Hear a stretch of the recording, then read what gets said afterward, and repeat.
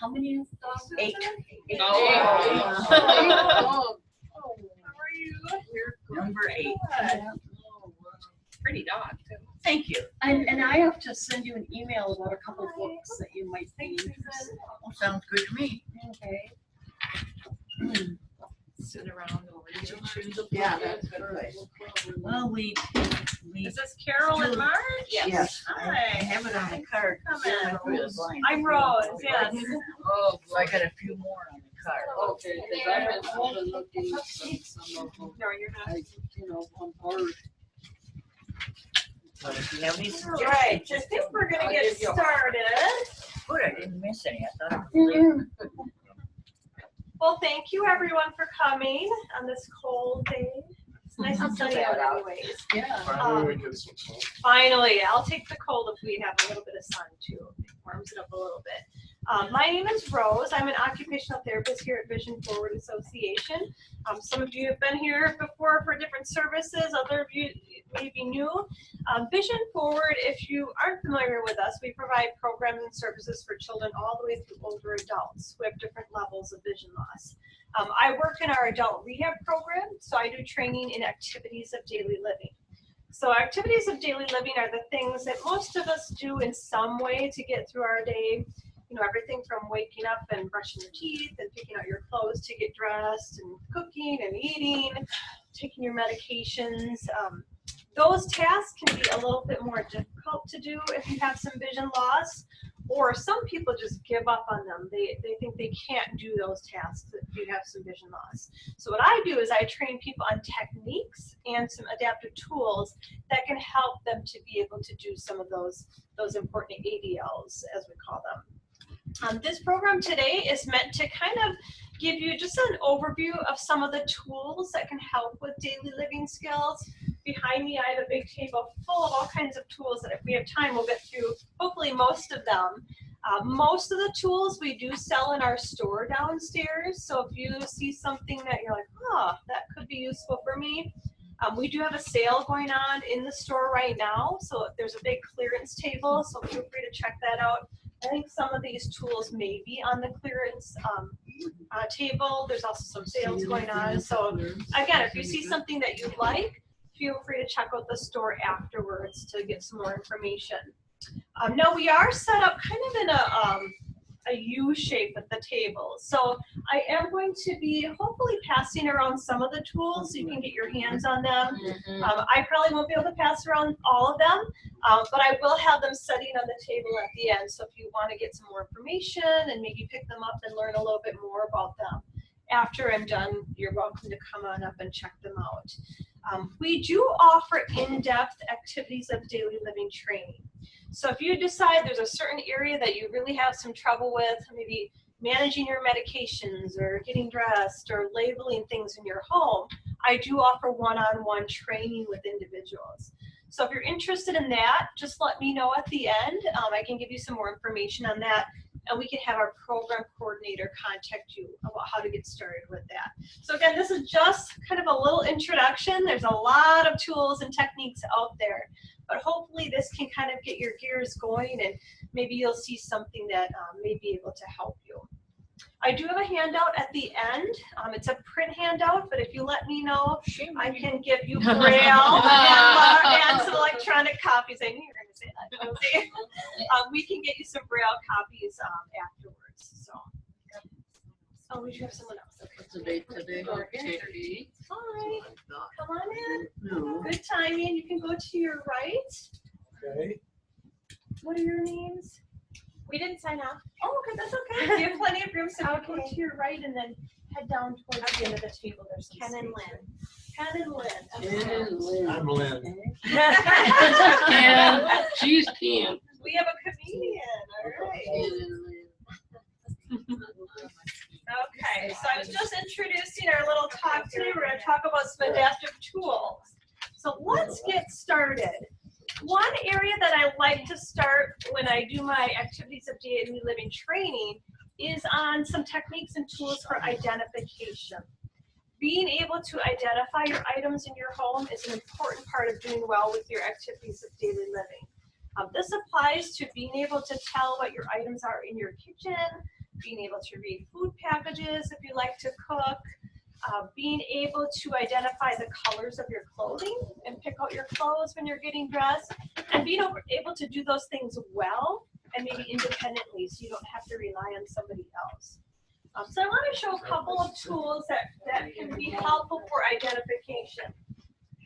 One tool is called bump dots. I'm sure some of you are familiar with these already, but for those of you who are not familiar with these are raised stickers.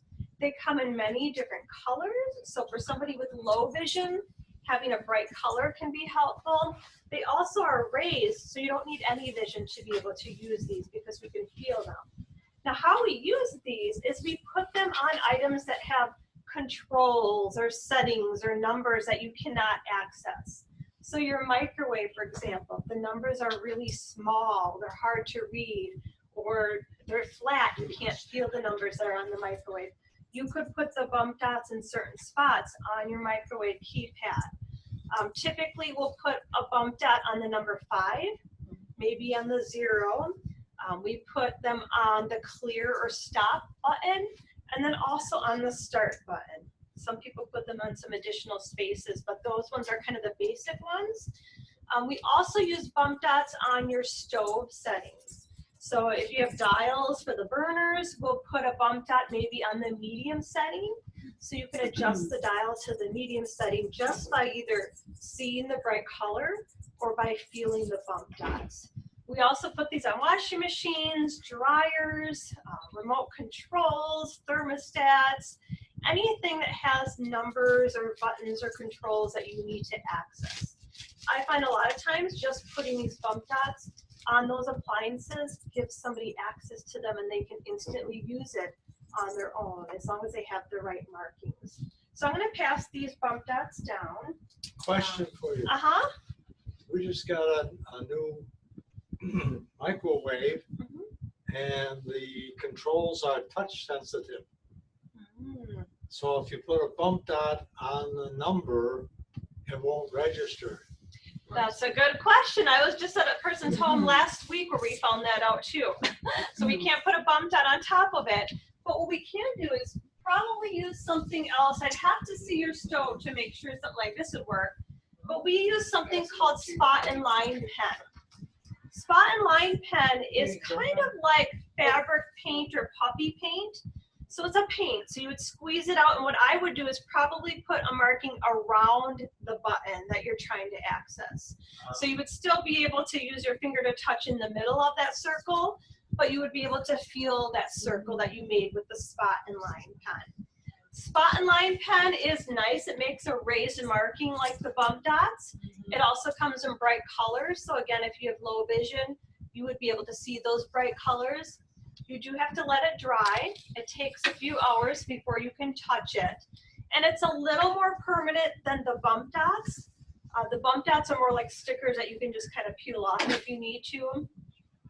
I do like this spot and line pen though, because it is a nice hardy label. You can use it on your stove. It's heat resistant, so it works very well on stoves as well. So I'm guessing that's probably the solution I would use with the touch sensitive microwave, is to put a spot line marking around the button like a circle. So I'm going to pass the spot and line pen around too. Let's get some lines here.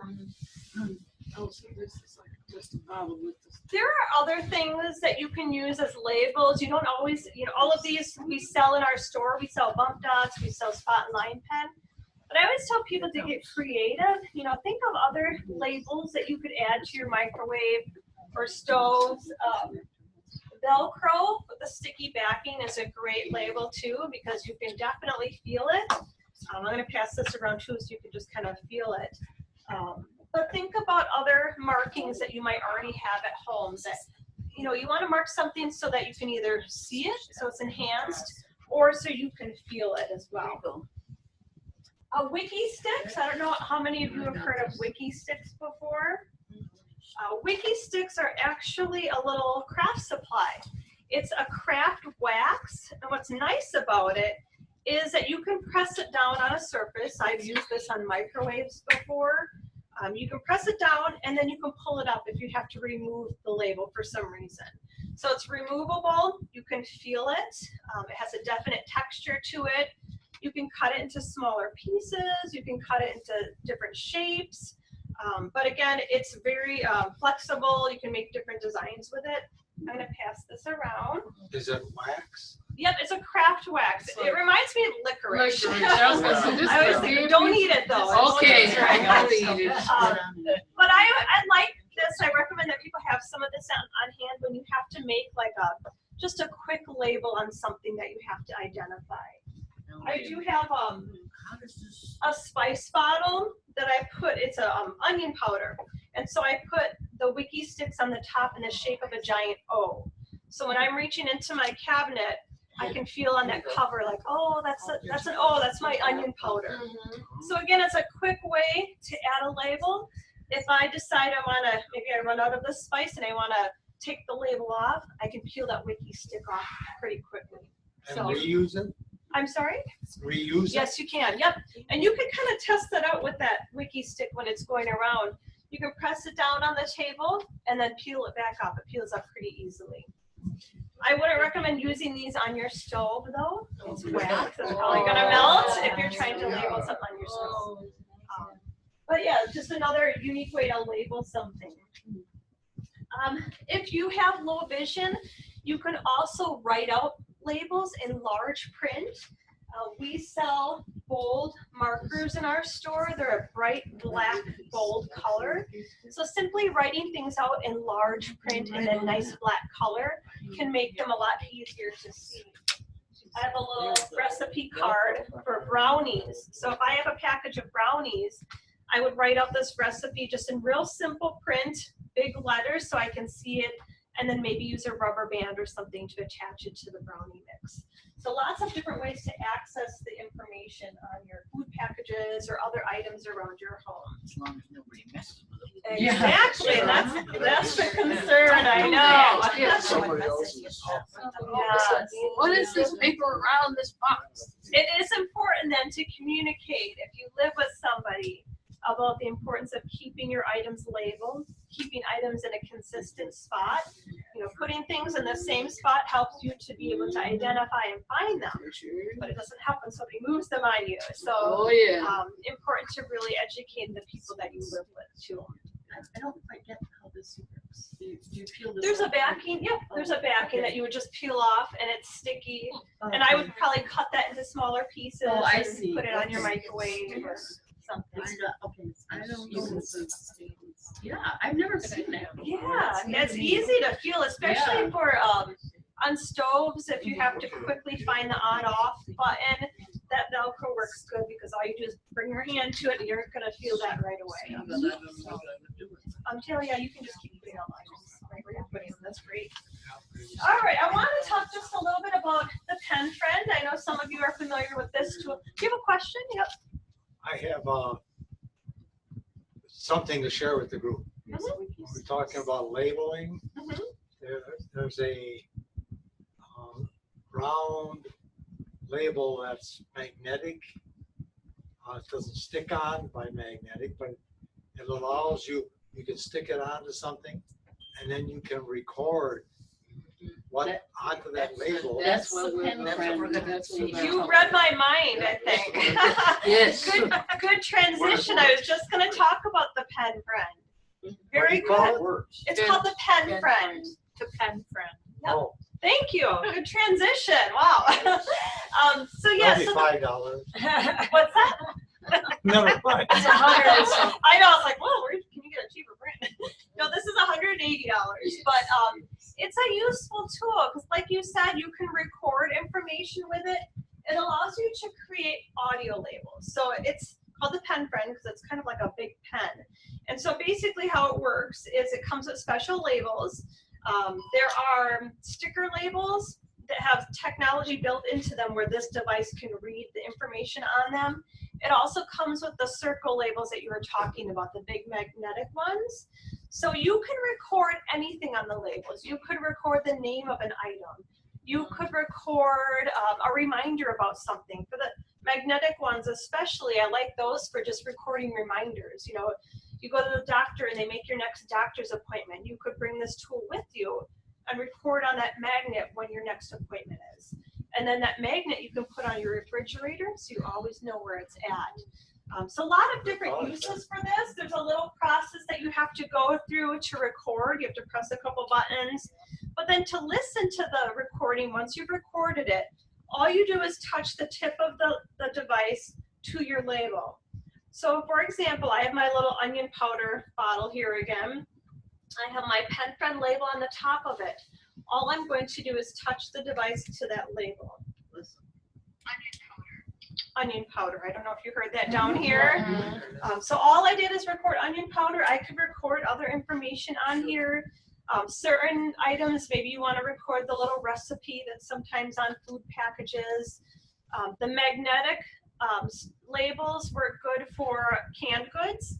So you could say the name of a soup, maybe how to prepare it if you need that. So a lot of different uses for this. So I'm not gonna pass this one around just because it could make some beeps and disrupt us. Is But that a magnetic afterwards, label? you're welcome to No, it's take a sticks. peek at it when we're all No, finished. it's plastic. Did you have a question? I was just curious how that's affixed to the top of that. Oh, what? Oh, it's to the top of the spice bottle? Yes. It's a sticker. So let me show you. Oh, so some they're are reusable magnetic then, or and some are stickers? Yeah. All the Yeah. information is made. So the Okay. chapter C only tells you Let me what show you. name of the thing. And I think I'll pass around the magnet in just a minute. Are Just the so you can see. stickers reusable? So it comes, these are the stickers. Okay. And you can record up to an hour's worth of information on each label. And then you can always record over top of them as much as you want. And then here's the magnet. The magnet is a little more durable. The stickers, I wouldn't recommend putting them on top of objects that you're going to throw away. So if you have a box of mac and cheese, you don't want to put a sticker label on it and then throw away your box and there goes your label. And you don't want to keep peeling off the labels and sticking them back on. But you might want to put these labels on like a Ziploc bag or maybe a little container that items go inside of, because then you can just keep re-recording over the top of the labels. Are the stickers pricey or not? I mean, I understand the initial pen is, but those sheets of stickers? You get 127 labels with the device when you first purchase it, and then you can purchase other packets for like $30, $35, something like that. So they're pretty inexpensive. But I tell people, I do some training on how to use this because, again, you don't want to put the labels on something you're going to throw away. Some people use these to label their pill bottles. So pill bottles often have very small writing. It's hard to read that. If you have no vision, you have to depend on somebody else sometimes to tell you what's in the pill bottle. But you could put a pen friend label on the top with the name of the pills, the dosage, any other important information that you need.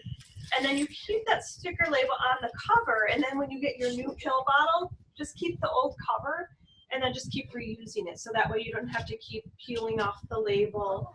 You can just keep it on there. So you want to kind of think again about what you're putting those labels on. But some people will put them on Ziploc bags for items that have expiration dates, for example, yogurts and things like that that expire. You could put those inside of another container and then put your pen friend label on the outside of the container for when you purchased it. So you always know they're past due if you can keep eating them. Well, So they go on, like if you're putting something in the freezer, can you put it on the bag or not? sometimes items in the freezer are kind of tricky because of the freezing. It can make some of the labels come off. I've had people put the label, the pen friend label, on like a big index card or maybe a playing card. You know, playing cards have that nice durable coating to them. So they'll put the label on something like that and then attach that to their food package with a rubber band so that it always stays on that index card or playing card. You just keep reusing it. I know freezer items are kind of tricky. So, Yep, in the back. I use we buy, I don't know if anybody's aware of Schwann Yeah. products. Mhm. And I use them I make a label when we get a new item like frozen fish. And then I have a sheet of plastic that I put the label on.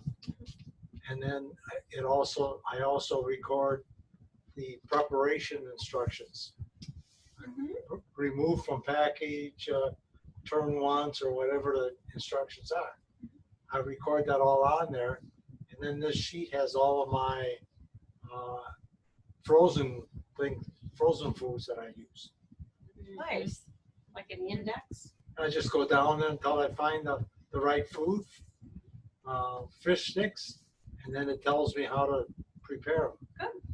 Very good. That's a good use. And you can tell it probably takes a little bit of time on the front end to do that recording. But then once you have that recorded, you have some independence. You can go and identify your items yourself instead of having to rely on somebody else to tell you what something is. The tool, again, it's $180, which I think is a good deal considering all the things that tool can do. Speaking of technology, apps can do a lot of great things these days for identifying items. Tap-Tap-See is a very common item that allows you to use your phone or your iPad to take a picture of something. You wait a little bit and then it's going to tell you what it is. It doesn't always give you all the information though. It might say brownie mix, but it might not tell you what brand or anything like that. But it's a good way to just quickly identify something. Digital voice assistants, Amazon Echo is great for finding out information, looking up recipes or things like that. As long as you have a connection to the internet, that can be a good option for some people. And then also there's a website that I often recommend. It's called directionsforme.com. And it's very useful. You guys use it? Yes. Okay. So it's really useful for food packages. So say, again, a brownie mix that we're always talking about. Say you get a package of brownie mix, but you don't know how to prepare it. You need that recipe that's on the side of the package. Or maybe you need access to the nutritional information. Maybe you have an allergy and you need to know if there's wheat or some other allergen in the product. What you can do is go to your computer. You know, if you have your talking software on your computer or your way to enhance what you're reading on your computer, you go to directionsforme.com and they have a little search field.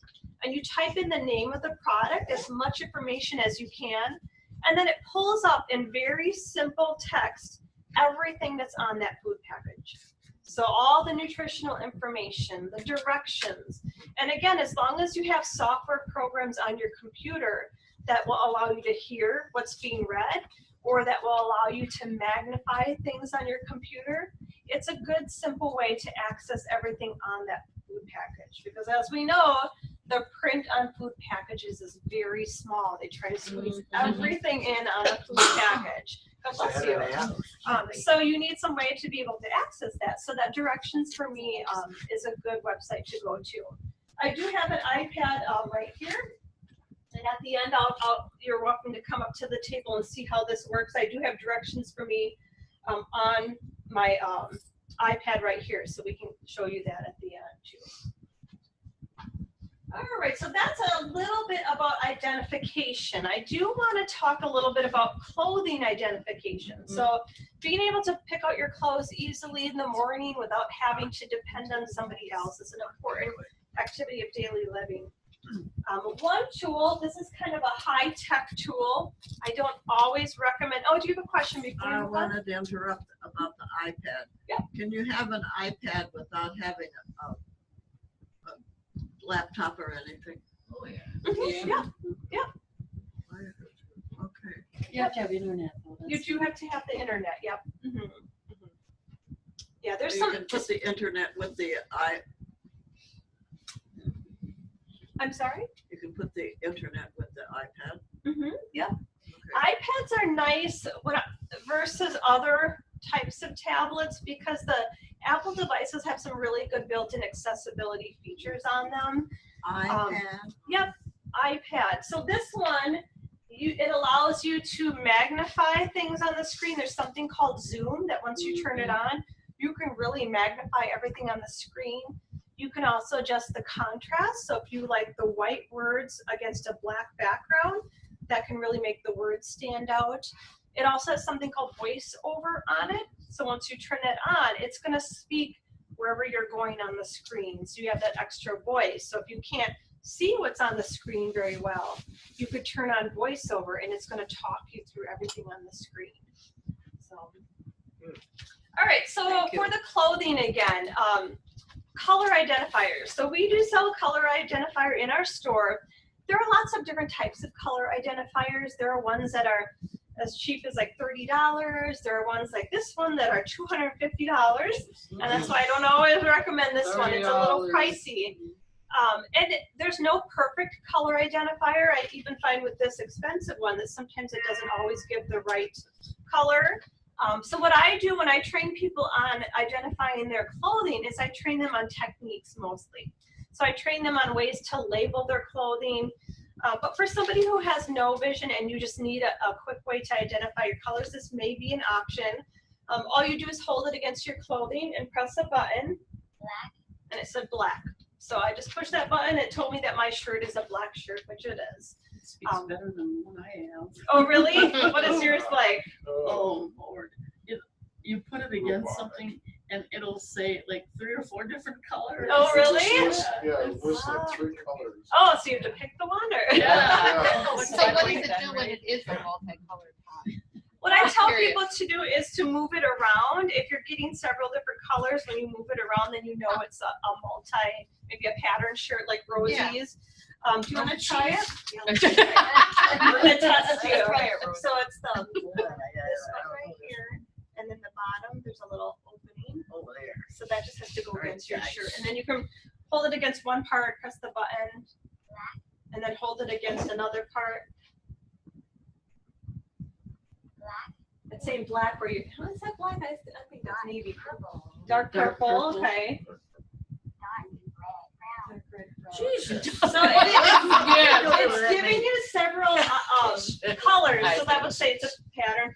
But as you can see, a lot of it depends on the lighting. So the lighting does affect the color that it's going to tell you. Some people, there are color identifier apps, so some people use those.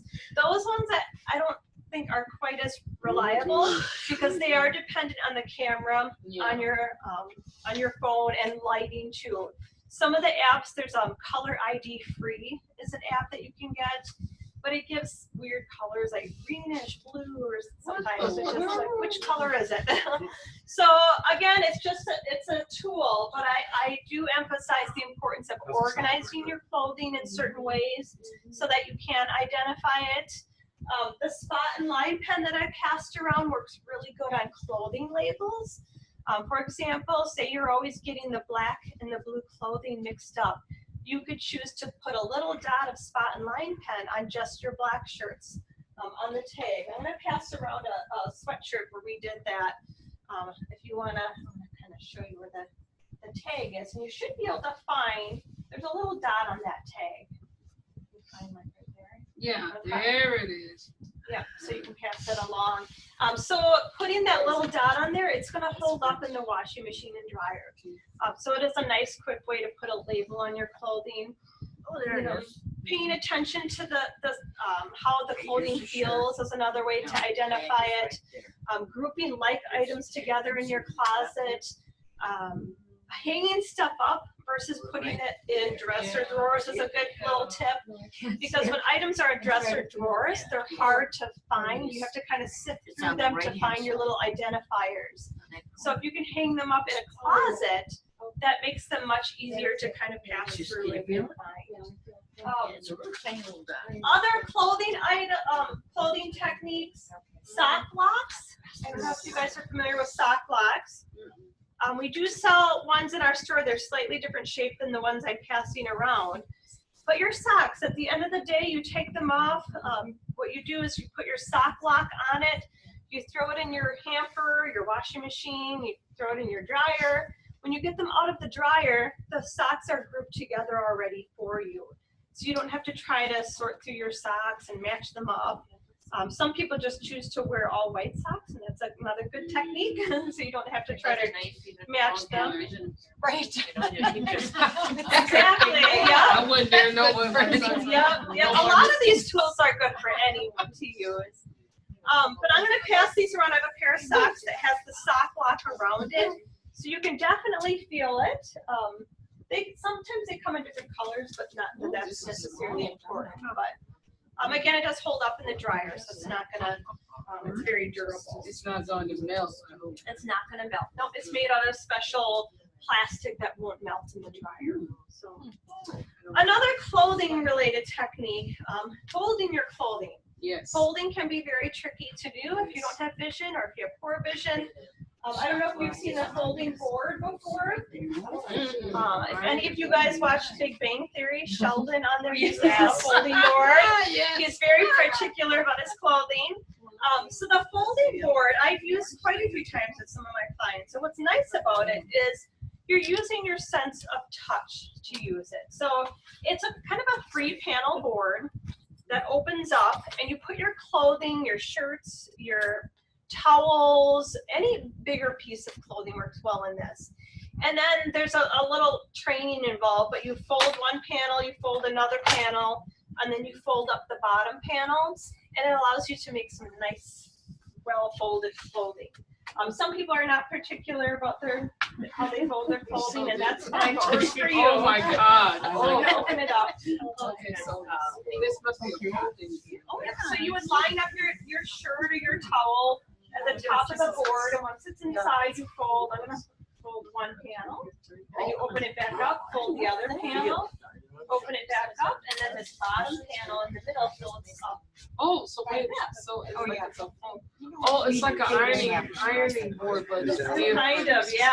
Oh my God. So it does take a little bit of training to operate it, but then once you know how to use it, it makes folding much quicker, much more neat, so you can stack your items in your closet a little bit easier. So it kind of speeds up the process. You know, some of my clients say it takes them a long time to do things. So some of these little tools can just speed up that process and help you to do these things a little bit quicker. These two go this way, but this one.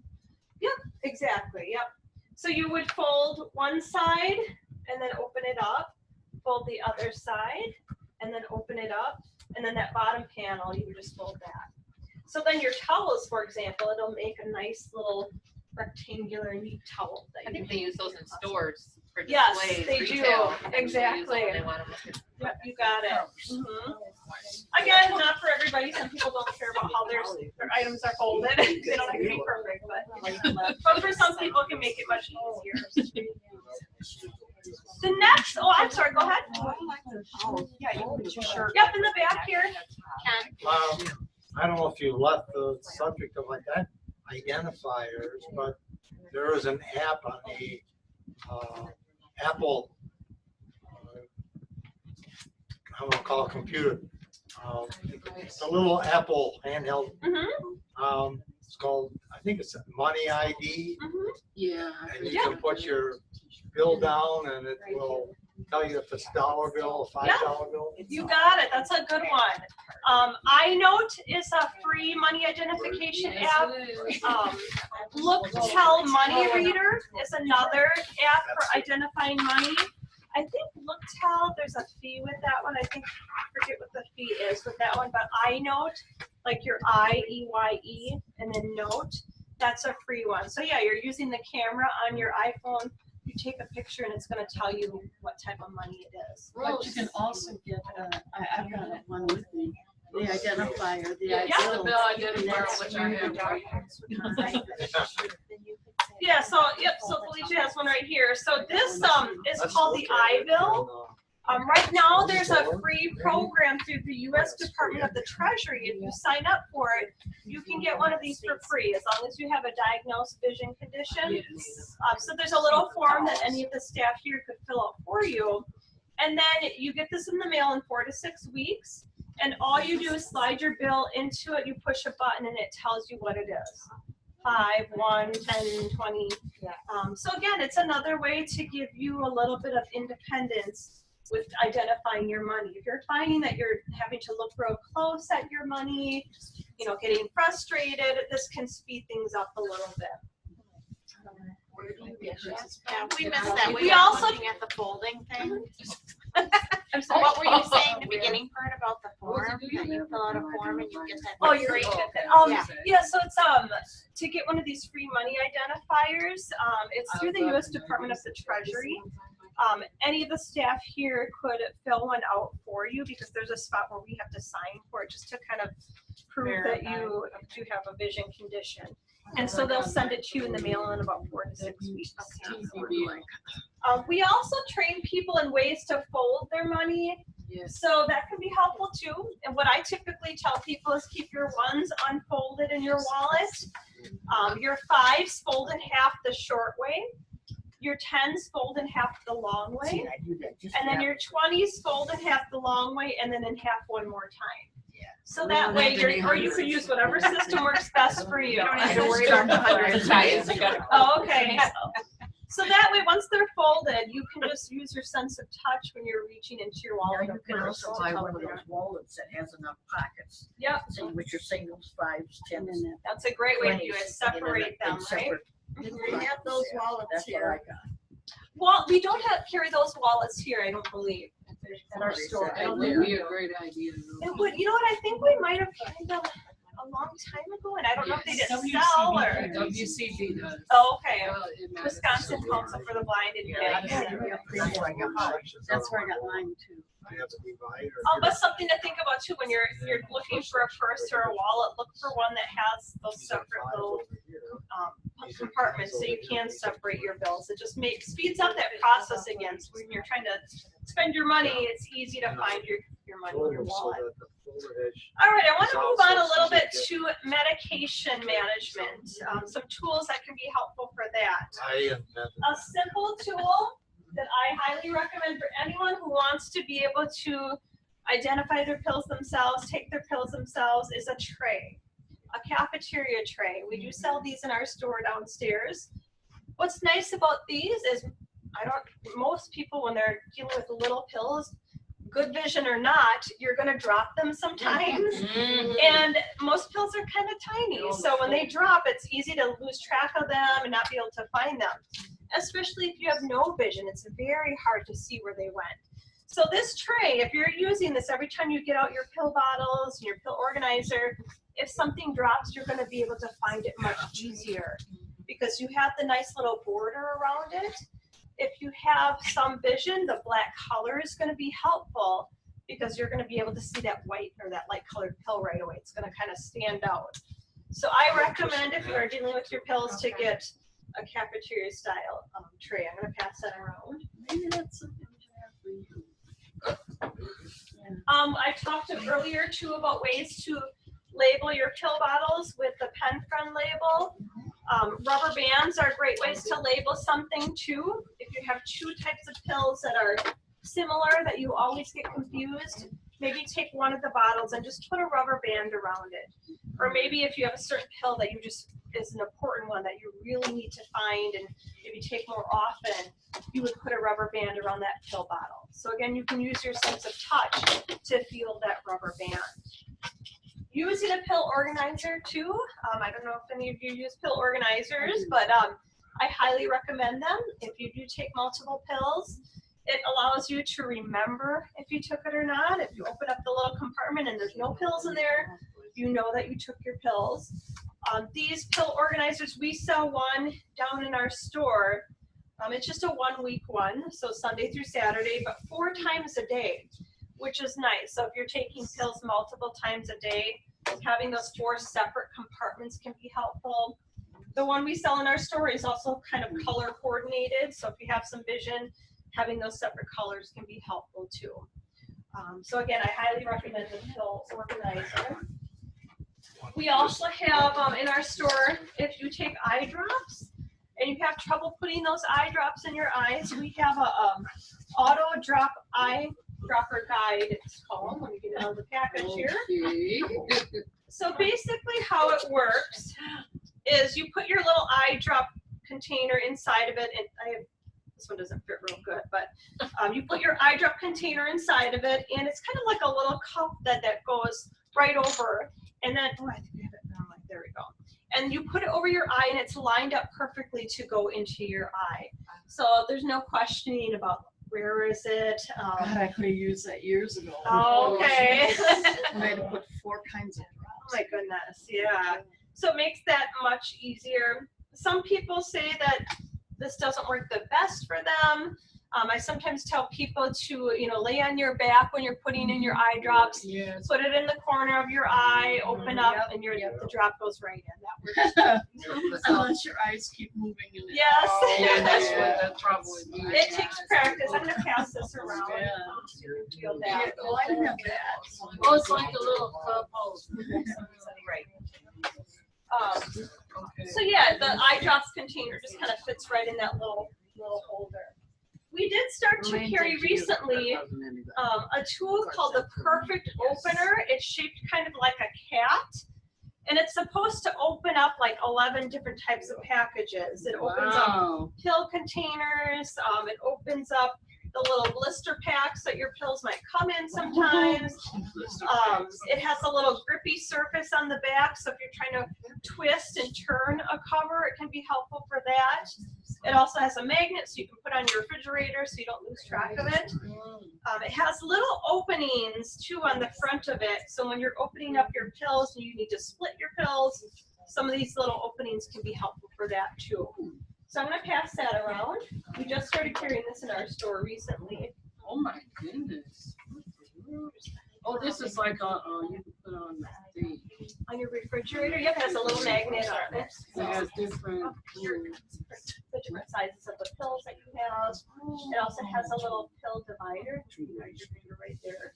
So if you have to divide your pills, split them in half, that little part can be helpful for that. All right, so we have a little bit of time left. I want to go through quickly some tools for cooking and food preparation. There are lots of tools and techniques for this area, so we're just going to touch on some of them. I do highly recommend, if you're having some problems working in your kitchen, using your stove safely, that you do set up some one-on-one training with us because it is so involved. I always start out my training with safety in the kitchen, teaching people ways to label their stoves and microwaves and access them easily.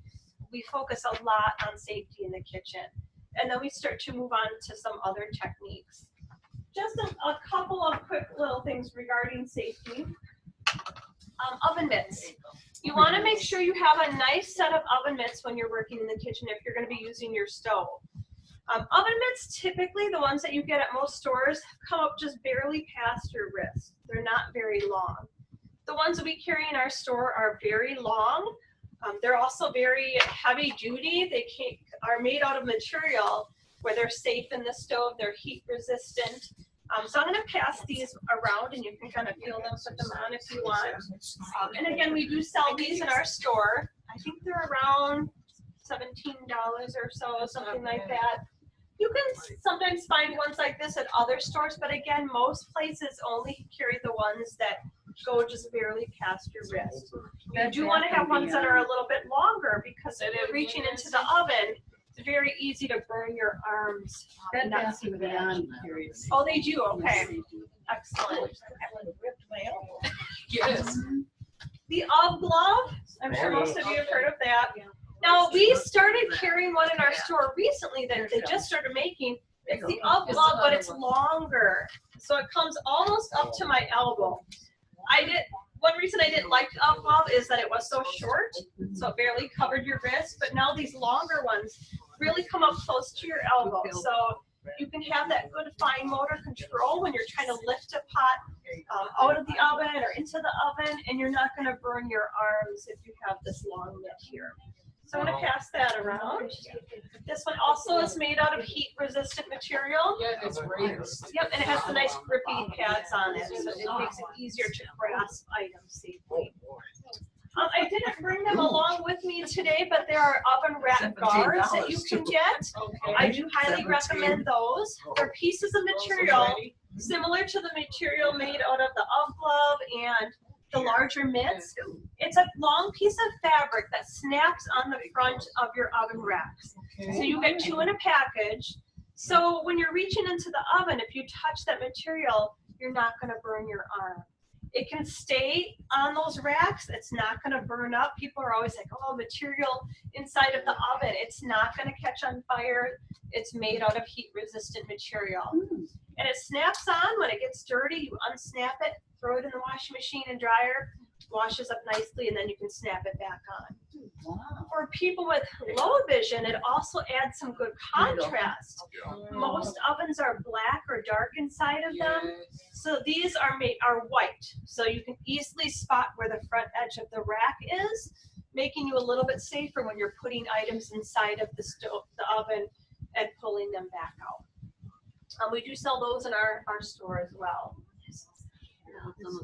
Other items with measuring. I don't know if any of you have trouble with measuring items. Getting a good set of measuring cups is important. Measuring cups come in many different styles and colors and designs. I recommend getting black ones because a lot of the items, especially if you have low vision, a lot of the items you measure are white in color, flour, sugar, salt, and so they're going to contrast well with the black color. Measuring cups too, no matter what kind you buy, can easily be labeled or marked with that spot and line pen that we saw earlier. So I'm going to pass around just a black cup set right here. It has a large print label on the inside of the cup. We sell that in our store. I also am going to pass around a set that we don't sell in our store. We probably bought these at Walmart or anywhere. But you'll notice on the handle of these ones I'm passing around, we labeled with spot and line pen. So the 1 cup I labeled with 1 dot, the half cup 2 dots, 1/3 cup 3 dots. So again, you're using your sense of touch to just find those dots, and you can identify your measuring cups that way. Do those go in the dishwasher then? Are they- Yes. Yep. Is that why you would use that instead of the bumps? Yes, good question. So the bump dot stickers are probably going to fall off if you put these in the dishwasher because they're stickers. That is more like a paint, so it's really going to stick on very well. So, yep. I also recommend ladle measuring cups. So these measuring cups, these were just kind of a cheap set of metal cups that we bought probably at the dollar store, but we turned the handles up, so it's more like a ladle. And how this can be nice is if you're measuring out water, for example, you would get yourself a bowl of water, find your correct measuring cup, and simply dip the ladle into the water and back up. And you instantly have your measurement. So there's no pouring, which pouring can be a little bit tricky. You're trying to pour oils, cooking oils, things like that. Especially coffee. Yeah, but I will show you a little thing for pouring in a minute. But I'm going to pass this set around too. I did label it with the spot and line pen again with the little dot system. But again, and also the ladle cups, they're just a little bit easier to grasp and hold on to when you're transferring ingredients from, into your mixing bowl, for example. So. These you can put in the dishwasher. Yes. Yep. That spot and line marking is going to hold up nicely in the dishwasher. I want to show you a couple of cutting adaptations. If you're cutting up items, you have low vision, our contrasting cutting board can be very useful. This one makes a huge difference for my clients with low vision. So it's white on one side and black on the other. So if you're cutting up a white onion, you would cut it on the black side. If you're cutting up an orange tomato, you would cut it on the white side. So it's really going to make that item stand out and help you to be a little bit safer when you're cutting items. So I'm going to pass that around. So it's like a cutting board. Yeah, it's just a cutting board. It's mostly for people with low vision. So having that contrasting color makes a big difference. Now I do train people in cutting techniques. There are some different techniques for how to hold your hands, curl your fingers under. There are some ways to safely use the knife and use the knife to find where your fingers are. So I do recommend, again, if you have some trouble with cutting safely, that you consider our training on Vision Forward. There are a couple other tools that can be useful for cutting. One is a finger guard. So this is a piece of plastic that you wear on the hand that's holding onto the vegetable or the item you're cutting. So you're curling your fingers under. You wear the guard on the front of your fingers. So when you're bringing the knife to your fingers, you're not going to nick your fingers. You're going to find that plastic finger guard instead. So it keeps your fingers safe, especially while you're first learning to cut again. Maybe you've given that up. Using this guard can be very helpful. Yeah, exactly. So you do it just like that. So on the front of the hand that's holding on to the vegetable or whatever it is. We also sell cutting gloves. We just started to carry these. And these are really useful too. So these are gloves that are interwoven with stainless steel. So there's actual stainless steel in these. So again, maybe the hand that's holding on to the item you're going to cut, you would wear this glove. So if the knife does happen to touch your finger, you're not going to nick your finger or cut your finger. So again, very durable. You can wash and dry these like normal in the washing machine or dryer. They come out nice. And what are you calling those? Cutting gloves. Cutting gloves. I'm going to pass this around. So it's a cutting glove. They feel like any other typical glove. You don't really notice a big difference, but they are interwoven with that stainless steel. Now, if the knife is kind of sharp, even though it's been sharp, it won't cut the hand. No, I tell people you don't want to, test this out and take a sharp knife and start cranking away. No, like the jujitsu because knife. Exactly. It probably would cut through if you started cranking away like that. But think about when you're cutting that. There's the danger of the knife accidentally just kind of nicking your finger. You can easily get a cut. So if you wear this while you're cutting, shredding cheese is another famous task where you can easily cut yourself on the shredder. So wearing those gloves while you're shredding cheese can be helpful too. So those can be very, very useful. Again, thinking about safety in the kitchen. When you're grating it, sometimes you get down to your knuckle. Yes. And all of a sudden you cut yourself. Yeah, it's very easy to do that. Oh my God. The gloves can be very helpful with that. Having a pizza cutter can be another good way to cut things. There's quite a few things that you can cut as long as you have a great big heavy duty pizza cutter. So the one I have, it has a giant wheel on it. It's made out of metal. It's very heavy duty. But there's a lot of items that you can cut through using the pizza cutter. It's a little bit easier to use than a knife, a little bit safer than a knife. I'm not going to pass this around just because it does have the sharp blade on it. Can I just take a peek at it? Oh, sure. So you know the size, it's pretty big. There's the handle. Oh, yeah. Oh, Dale. I don't even know where we got this one, actually. I know we are going to start carrying some pizza cutters in our store soon, so stay tuned for that. I have a small one where the handle goes over it. Oh, over the okay. blade. Okay. And I Oh, love it yeah. because my hands are so small that I have a I think this one is better too. Where did you get that one from? Ashley Palermo. Oh, really? Oh, Okay. Huh. Yeah. That sounds like it would be pretty safe, too. If It has is the handle. because the blade is inside. I mean, there's only a little bit of the blade that sticks I out. see. And then, you can just put it in your hand and cut. But then you can also pull the blade out. for washing. Okay. Oh, very I have to nice. bring it so you Yeah, can I'd love to take a peek at it. I mean, and it was under $5. Oh, that's even better. Yeah. And I love it, but sometimes I can't always find it. Oh, Or else it's dirty and I want to, and cut it's something. not available. Yeah. I do have an adaptive peeler here too. It's called a palm peeler. So when you're peeling potatoes or other items, cucumbers, carrots, things like that, you wear this peeler in the palm of your hand. And so it's a little bit safer than using a standard peeler. Every time I show this, I always think I need to get one for my kitchen at home. It's so nice to use. And so you're holding the potato or whatever it is, and I tell people it's like you're petting the potato.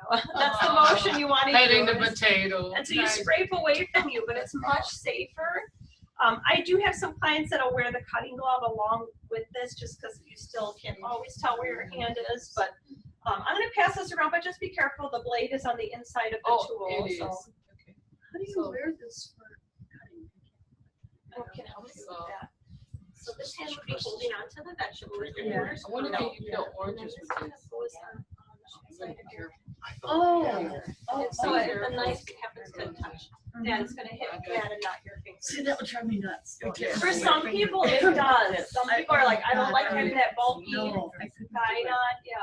But like I said, for some people who are just getting back into the Yeah. kitchen and they're trying to build their confidence, that can be helpful for that, and then they kind of give it up after a little while. Knives that have sheath with them, that's a good idea. We do sell a really nice set in our store that has kind of the three main knives that you're going to want to use. A big, like a chef's knife, more like a utility knife, and a paring knife. Sometimes using the butcher or the chef knife for a lot of your cutting tasks is good. It gives you a little bit more momentum. You don't have to kind of crank away at items as much when you're cutting. And they have the sheaths, so when you're getting ready to store your knives, you put the cover on, you put them in your drawer. You're not going to accidentally cut yourself when you're searching for your knives. You do really have to pay attention to how you store your knives. You don't want to just throw them in a drawer without the covers on them. Or put them in the dish rack. Sometimes they be up. Don't So stick I them up. I put the handle down, Mhm. and then the forks too. The forks Yeah. will be pointed. You can I'll poke yourself them- with that too. put 'em Yep. down too. Yeah, so I'm not gonna pass this around, it's just in a package, but you're welcome to check it out at the end. We have just a few more minutes, so just a couple of quick other items. When you're boiling something, Yes. boiling eggs or potatoes, knowing when something is boiling at a good rate can be difficult if you have vision loss. Sometimes people with low vision tend to lean in too close because you're trying to see the water boiling or trying to hear it. But you don't want to lean in too close, and that can be dangerous. So there's a tool called a boil alert. It's just a little disc made out of like ceramic. And what you do, there's different types of material you can get them made out of. What you do is you put this in your pot of water and you turn your water on. When your water starts to boil at a nice, good rate, this little disc is going to start to rattle in the bottom of your pot. So you're going to hear that movement of the disc, and that's going to alert you that your water is ready. So then you put your pasta or your potatoes, your eggs in there. And then when you drain the water, this is going to come out wherever you're draining it. Just remember to let this cool off for a minute because it's going to be very hot. Oh, yes. You don't want to grab in there and touch it. It's going to be very hot. But then once it cools off, make sure you take it out of your food again and don't serve it with your spaghetti. All of a sudden, what is this little round thing? Right, exactly. You know what I found in my apple pie yesterday? What's that? A stem to an apple. Oh, Can you that's believe not that? good. That's not good. There's also another tool that we just started carrying in our store. It's called a food pod. And it's basically made out of silicone. It's a little bag made out of silicone. And you can put eggs in there when you're boiling eggs. Anything you're boiling, steaming vegetables, you can use this little food pod. And so you keep the food items in the pod, you lower it into your water, let everything steam and boil. And it has a little handle that you can easily pull it back out of the container. So it makes it so you don't have to drain all the water off. It's very easy to use. Made out of silicone again. So I'm going to pass that around. Ooh, it's like a gelatin almost. Yeah. Cakes. And then quickly, timing your food, timing your cooking is very important when you have vision loss because you can't rely on those visual cues quite so much, or maybe the texture cues quite so much. So you do need to have some method to time your cooking.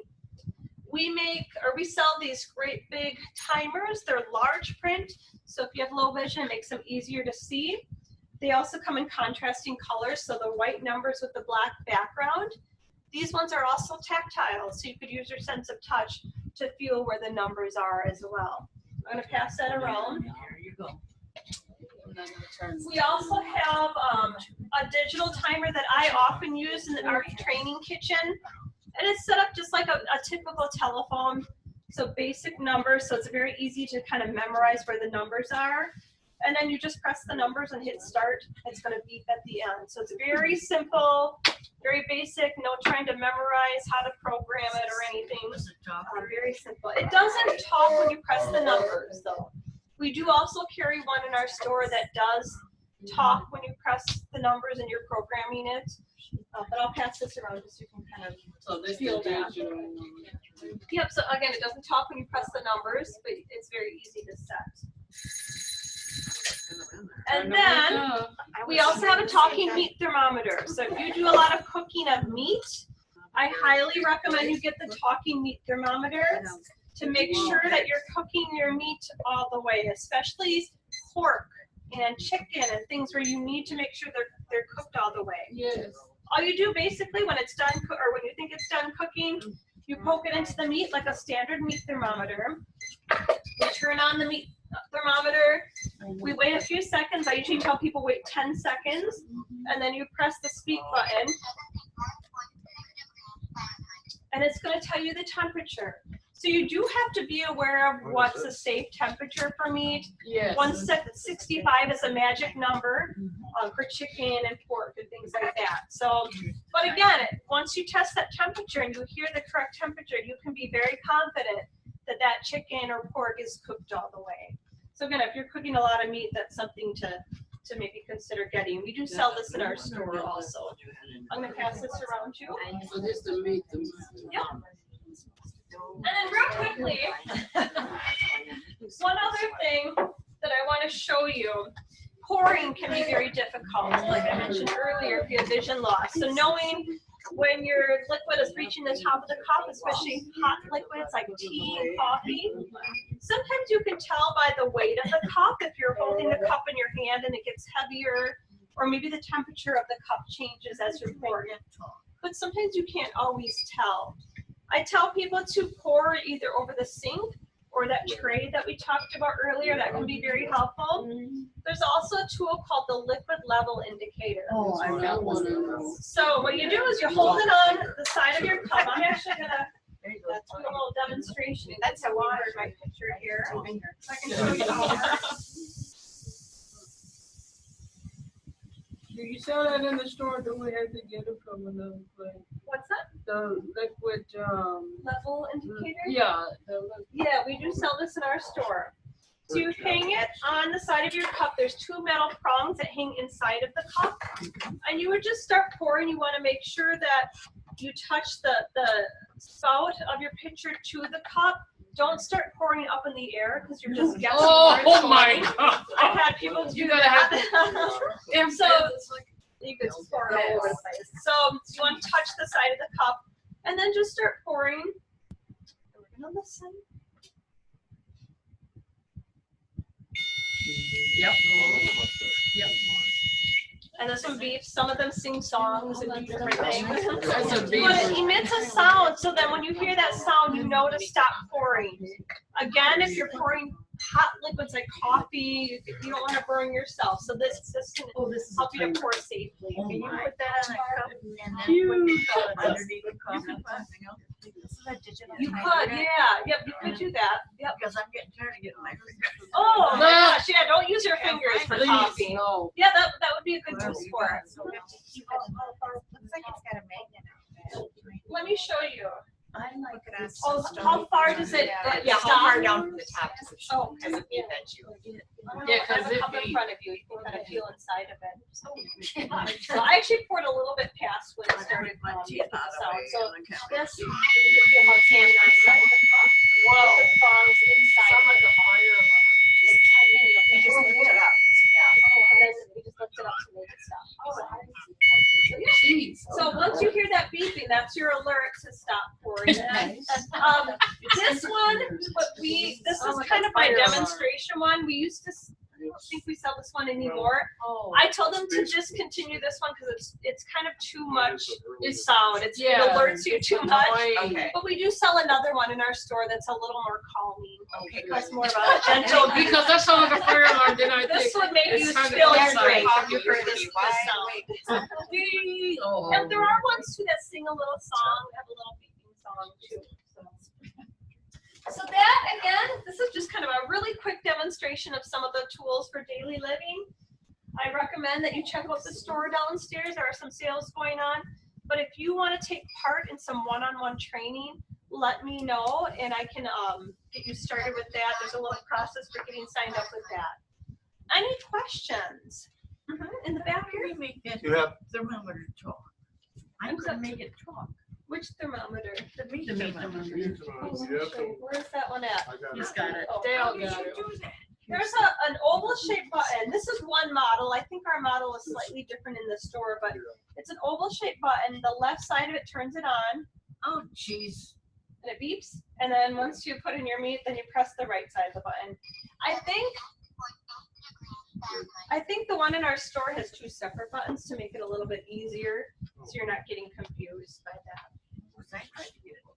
Do you want to try it again? So the left side turns it on. You'll hear a beep. Okay, and then you push the right side of the button to listen to the temperature. Well, I'll be damned. You know what I did? I pushed it in the middle. Oh, okay. No, no, Which no. you would think you would for an oval shaped button, right? All right, back here, you had a question? Yeah, do you open it up, open the meeting up to commercials? Depends what kind of commercials you're talking about. I created a device you call the stressless drink holder. Oh, yes. You have it in your store. Yes, we do. Yeah. And stressless drink holder. What is that? Do you want to tell people about it? Because that's how we do carry that in our store. Yes, it's a cup-like plastic cup-like piece on a base. The purpose of it is to prevent or minimize spilling of your cup. So if you're reaching for a cup and you are a little bit off and you hit it, it will tip over or and spill. So I don't want to go into all the features, but it's a nice device.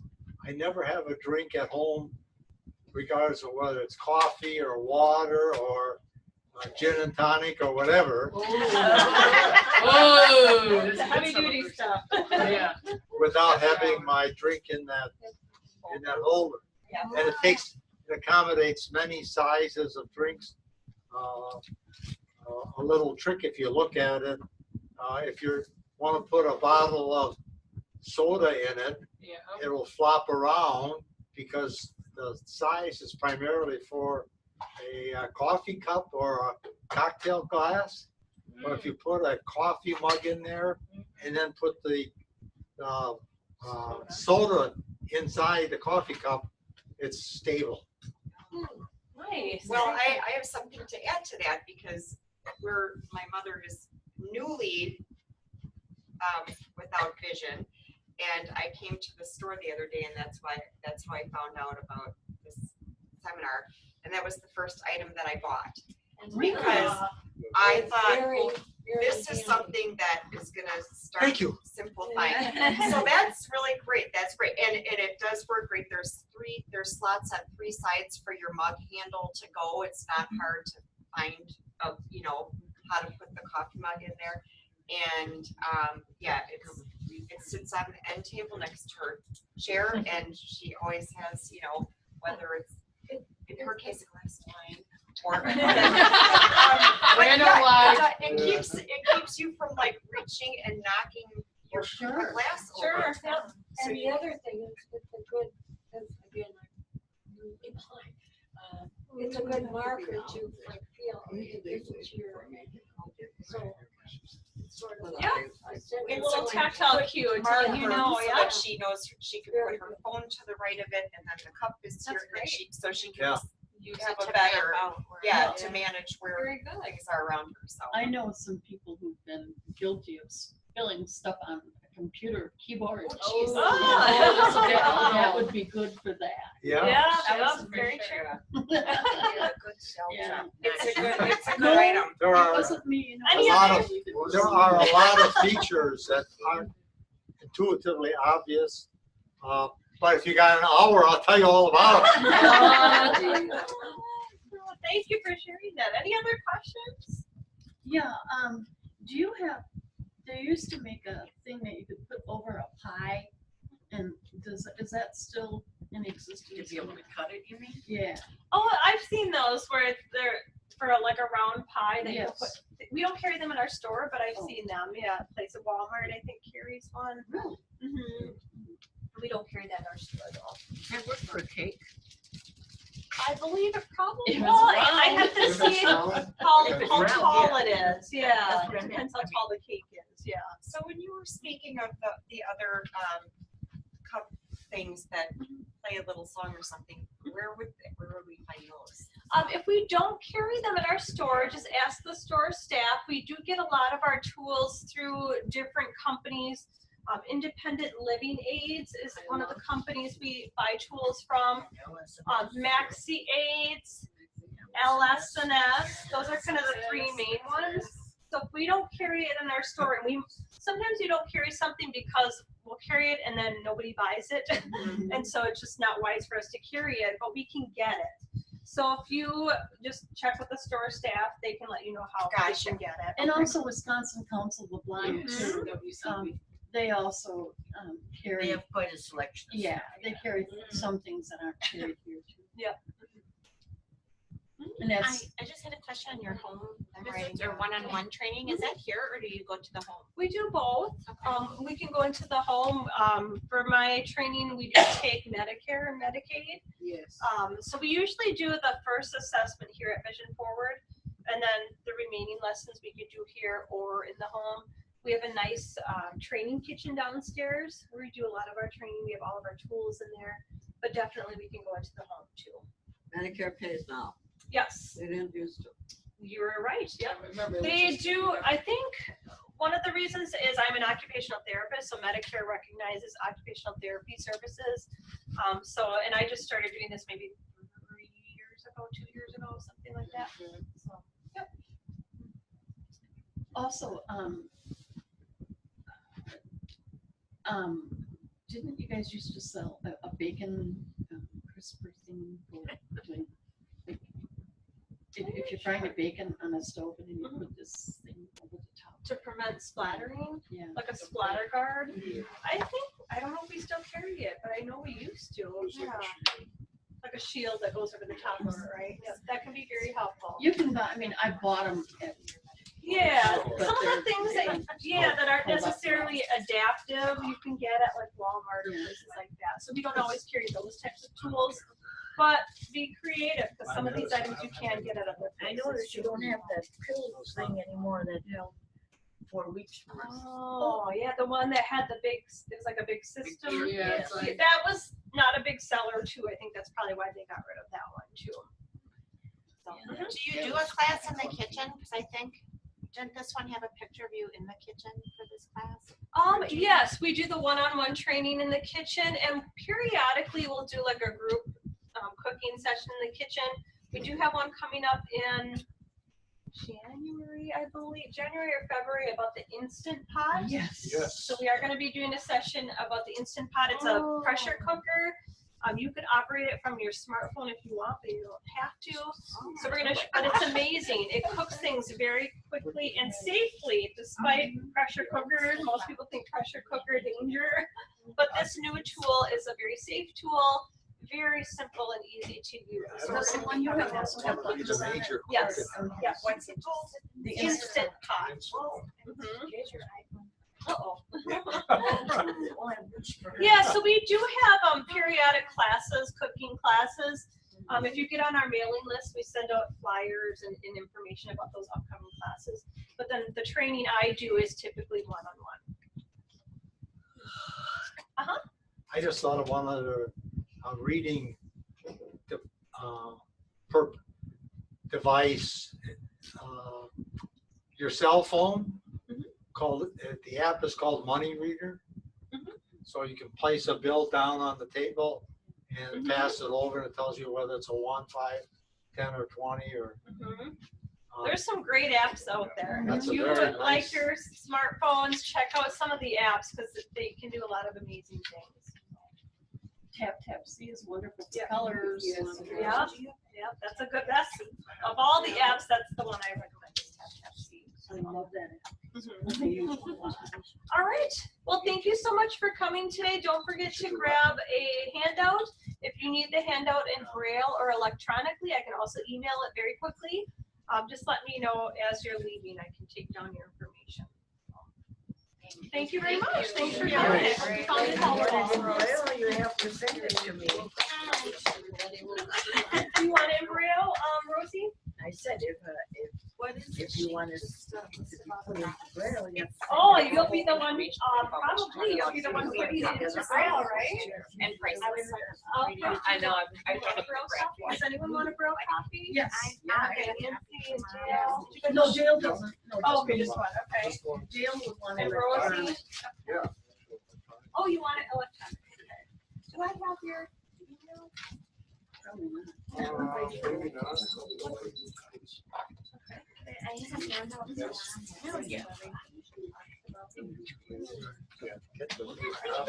Yeah. I think that's. Rosie, what's the name? Yeah. Her name is. Get it to you somehow. I'll either send it to you or the next time you're. Well, I'm coming all, you just let me know. I can just come in and. Sure. That's me. It's name. They have changed There are from some of the things I think I like campaign to name a puppy. Okay. today, so Oh. And we can get the it means All a right. beautiful young lady in Hebrew. And it's a city in Israel. You're welcome. Oh, So a lot of information, I know. I'm trying to squeeze everything in and out. They definitely have right.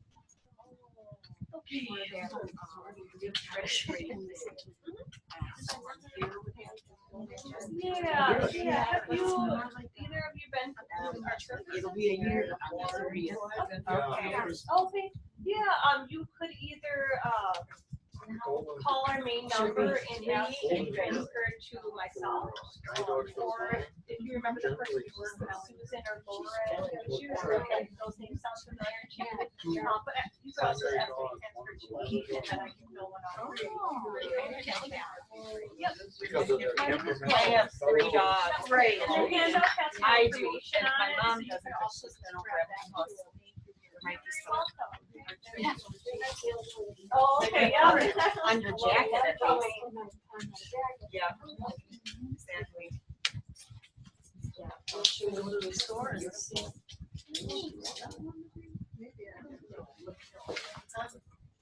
I don't know.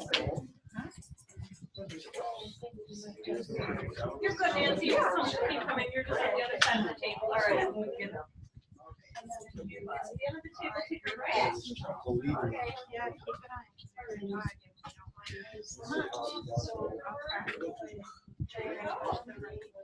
Thanks for coming back. Thanks so much. Enjoyed it. Yes. Luca left. Luca left. Luca left. Oh, boy. Oh, we got Luca. No, wait, What's your dog's name? her name is Yaf. I have No doggy connections here. believe me, if it isn't nose to nose, it's nose to butt. Yeah. Right. Yes. Thank you guys for coming. Thank you. Thank you. I was trying to push my chair. You did. You did good. You got it pushed in. Well, but that's how I saw Luca. Oh, Because she discovered it. Oh, I see. Bianca wants to go find Luca. Right. And is there anything else on the table that we wanted to visit? Yeah, check out the. Yeah, okay, I'll get her.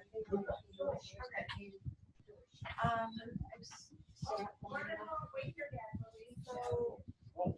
So she's had, after the hospital, Verizon, now she's getting a little PTO. Okay. Yeah. So it's gonna be done in another week. After that is full Medicare. Yeah, after she's done with After it. she's Yeah. done with that, okay, all right, very good. So, if you wanted to get started with the ADL training, Lori is our person for that, which I don't know if you. I got that, I have to call her. So she can talk you through the process for how to get started. And we usually start out with an assessment and then. And the assessment would be here. Yeah, typically here, and then if we do future training sessions, we could do it here or in the. Gotcha. I'm just trying to think if there was anything that you had that you didn't pass around that I wanted mom to see. See.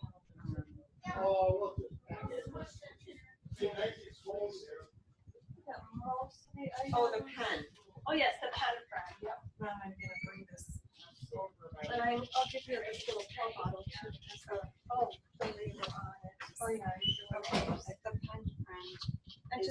on a thing, but here is the actual item. And to turn it on, that big button you're holding right now, just hold it down until it beeps.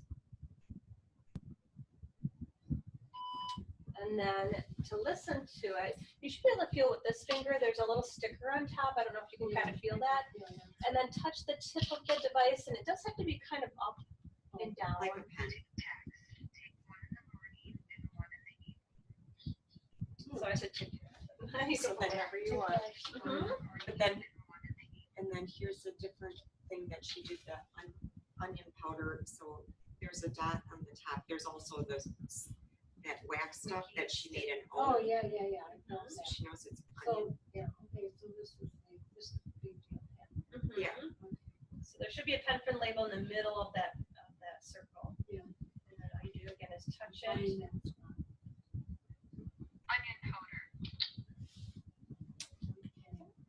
And like I said, it records, you can record up to an hour's worth of information, so you don't have to feel like you're limited in how much time you have to record. Whatever information is useful for you for that item.